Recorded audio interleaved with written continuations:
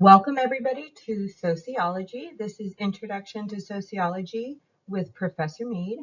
In this course, we will be looking at mostly basic terms and core concepts. Keep in mind that sociology is a science. It's the systematic scientific study of human society. So we look at society both on the large scale, macro level, and on the small scale, micro level or individual interaction scale. But keep in mind that when we talk about these concepts, even though we introduce them one after another without talking about a lot of their origination, they all come from systematic scientific inquiry. They're not based on casual observation or opinion. So let's get. Today we'll be focusing on sociological imagination. Sociological imagination is a complex paradigm within sociology, but it's also one of the core paradigms. So by the end of this lecture, you should be able to define sociological imagination and identify how it's relevant to our contemporary society and to your own biography. You should also be able to identify some basic terms. Now keep in mind that sociological imagination is both looks at society on a large scale and a small scale, so macro and micro. It also attempts to take into account personal biographies, society, and the history of that society and that person to explain or understand the social location and social situation of the time. So the questions that we're looking to be able to answer by the end of this class: what's the difference between sociology and sociological perspective? What's the difference between basic and applied sociology? What type of sociology could be considered middle ground? Could you identify and define sociological imagination? Can you locate yourself in a time and place and make some inferences about how your fate would be changed based on that social location? Identify social institutions, name a few social institutions, and be able to explain specifically how that particular social institution impacts your life.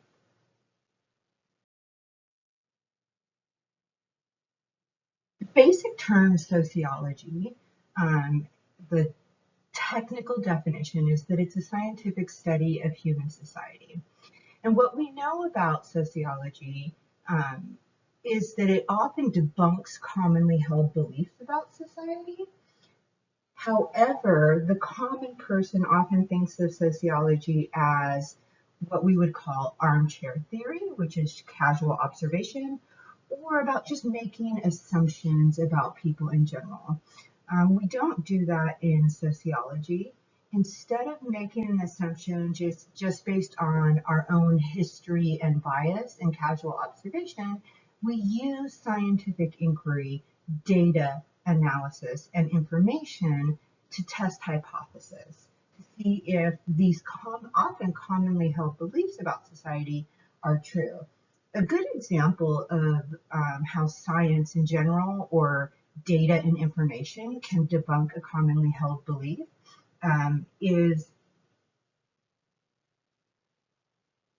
the idea that men are better drivers than women. So we often hear that, right? Women are terrible drivers or men are better drivers. However, if you were to ask an insurance company about male versus female driving, they are going to give you a higher rate if you're a male driver versus if you're a female driver, because the data shows that men are more likely to get in a car accident than women. And when men get in car accidents, those car accidents tend to be more severe than the car accidents women get into. So we commonly hold the belief that men are better drivers, but data and information shows that insurance companies do not hold that same belief. So a sociological perspective is the attempt to understand society from by framing it within a broader social context. That means that you are trying to take the perspective that is large scale and then using science, sociology, right, the scientific study of human society, in order to understand individual or smaller scale human behavior, or even large scale human behavior. So let's talk about basic and applied and public sociology. So these are all kind of basic and applied sociology are two sides of the same coin. Basic sociology is analyzing society for the purpose of adding to the knowledge base. Meaning, if you are a sociologist who does scientific research and your goal is to do research that's not biased and then add that information through research papers and presentations, documentaries, anything like that, that means you're a basic sociologist. You want to do sociology or science for the purpose of adding to the body of information that we already have. An applied sociologist does also do science. They want to analyze society, but their ultimate purpose is to help solve social problems. So they're not just trying to add to the body of knowledge. Once they add to the body of knowledge, they want to use that body of knowledge to help to solve some of the social problems that they may see as identifiable within society. So income inequality, racial inequality, sex inequality, right? They're attempting to help to use that scientific information to be able to change some of the inequality that we have in society and to help make things more equal for everybody. Now, public sociology promotes the middle ground between the two. So whenever you see ASA, American Sociological Association, or APA, which is American Psychological Association, these organizations are what we call public sociology organizations, meaning that they don't take a side between basic sociology and applied sociology. They want us to do both research and reform, or they accept both research and reform, and they give us a platform to be able to share and build that body of knowledge. Okay, so let's get to the next slide. So this is C. Wright Mills, also the person you saw in the very first picture on the motorcycle. Was kind of a famous one of him. And he's the person responsible for sociological imagination. A very simple kind of one sentence definition of that is the ability to see our particular problems and our successes as well are not unique to us, but are the result of larger social trends. Right? So one of his quotes is, every individual lives from one generation to the next in some society, he or she, I added that in, lives out a biography, and he lives it out with some historical sequence. By the fact of his living, he contributes, however minutely, to the shaping of his society and to its history, even as he is made by society and its historical push and shove. What that means is that biography, society, social context, macro and micro level interactions are all very important when it comes to sociological imagination. That every individual within society is impacted by society, by the time and the place in which they live. So if you can imagine yourself, who you are, your race, your sex, your religion, your sexual orientation, put yourself back 200 years. Would you still be in a classroom? Would you still be allowed to get a college degree? What type of job opportunities would you have or not have? Would that improve your life or would it make it more difficult? Would your opportunities be constrained or do you think that they would be opened? In the same regard, what if you took yourself and you put yourself on the other side of the world in the same time and place? How would that place shape who you are? And how do you shape that place and time? So even as individuals, if we only shape our community and our society in a small way, we all still shape our community and society. But our society always shapes we are as well.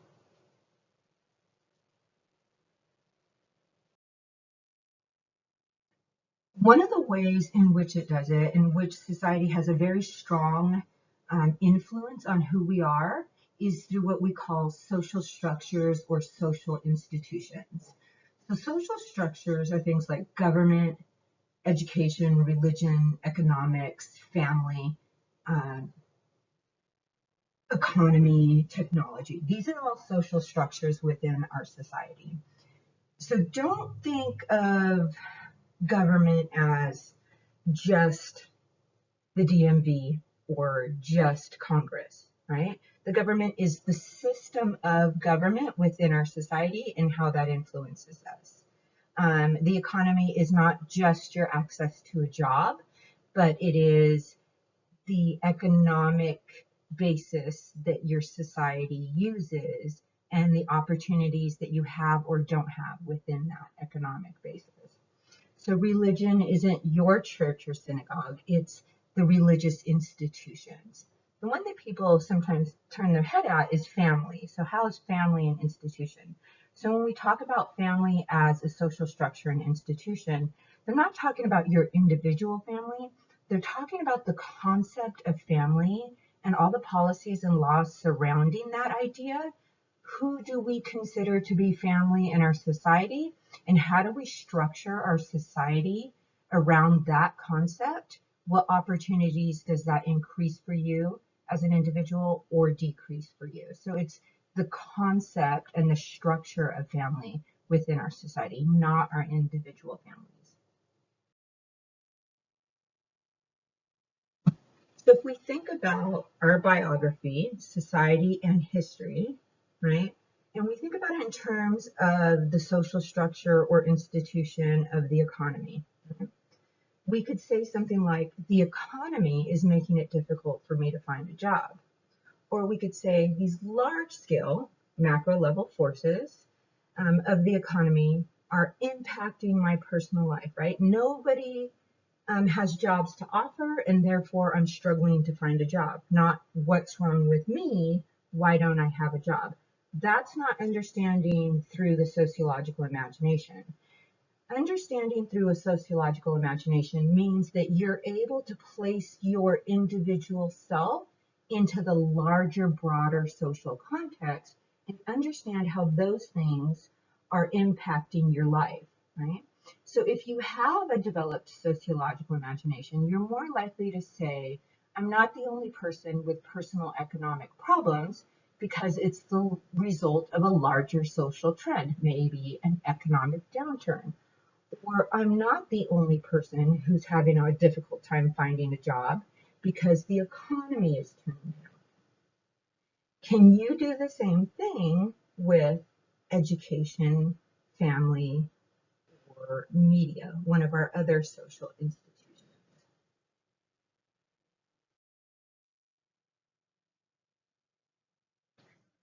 So, in a little more detail, a social institution is the complex group of interdependent positions that together perform a social role and reproduce themselves over time.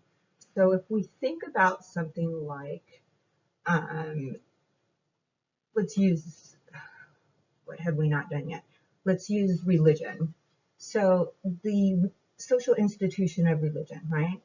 The Catholic Church is a large, complex, interdependent set of organizations.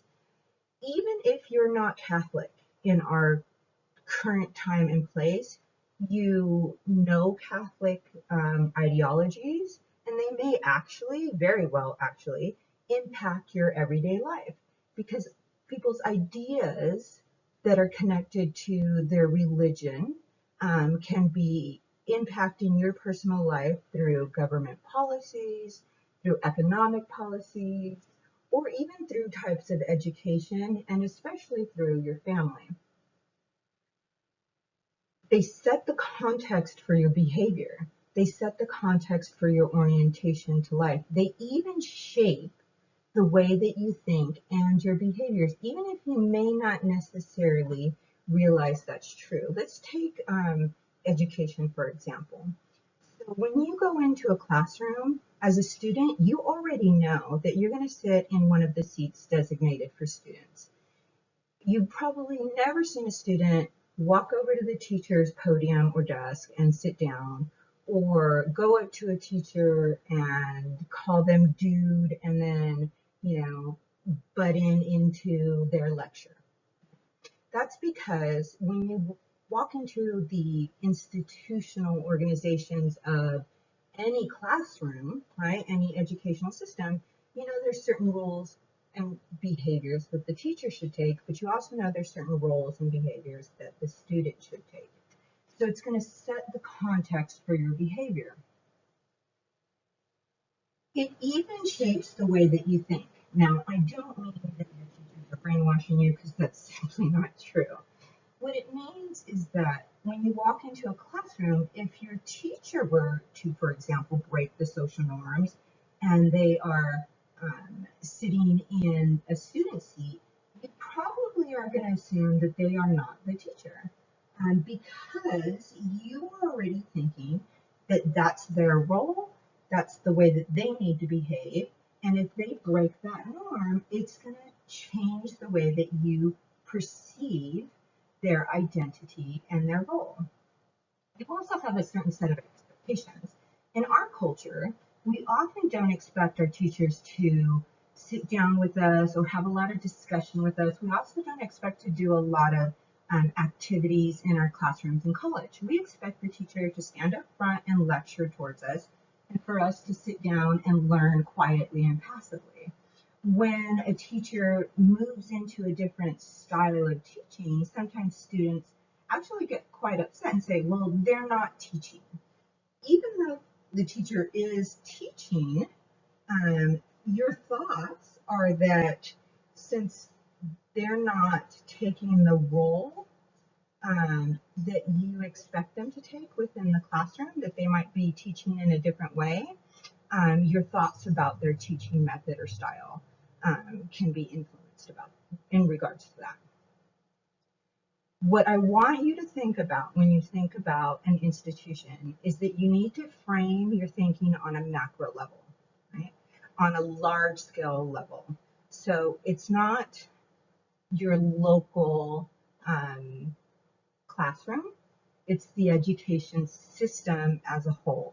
It's not your church or synagogue, it's religious organizations. It's not your family, it's the context of family, right? So it's the idea of family. It's the laws and rules surrounding who can qualify as family and get insurance. It is the idea of who you could call family based on maybe a piece of paper or a religious ceremony.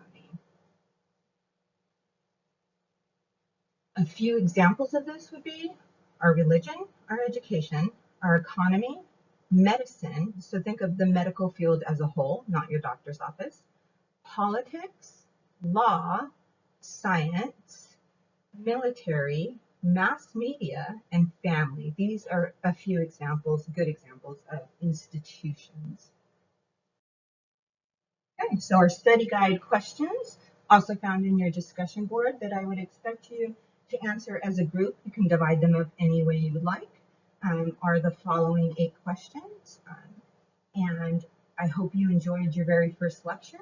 I can tell you I'm not a fan of video lectures. I am trying to make them short and sweet.